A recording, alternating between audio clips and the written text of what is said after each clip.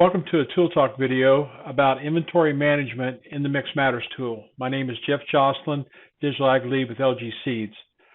There's a couple of questions that we're going to deal with about inventory management. The first is, does the Mix Matters tool recommend products because LG Seeds has them at high inventory? And the second would be the opposite. Does the Mix Matters tool recommend products that are in low supply? So on the product supply push, that is recommending products that are high supply, the answer is no. The Mix Matters tool only offers advice managed by the technical team agronomists, which has nothing to do with supply. The Mix Matters tool only considers genetic, environment, and management, that is at the field level, information, nothing to do with supply.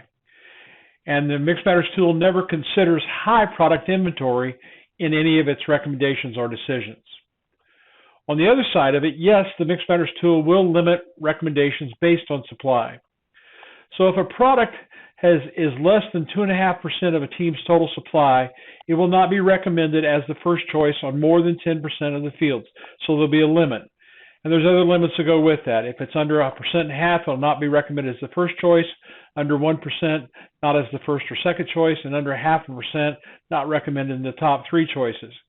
And then if a new product's available but it's less than 100 units, it will not even be offered as an optional choice when you reject one of the top three choices. So there's some background logic to keep in mind as well.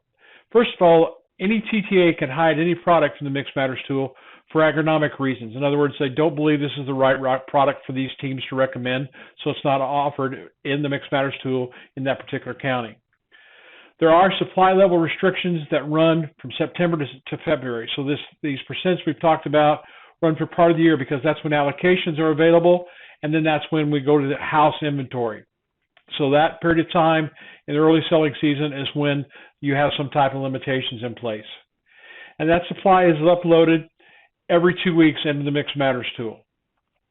So the bottom line is the Mix Matters tool does not consider inventory as a reason to recommend a product, but the Mix Matters tool does have recommendation limits based on products that are in low supply, and that is impacted by team. Thank you for joining us for this Tool Talk video. Hope you found this helpful.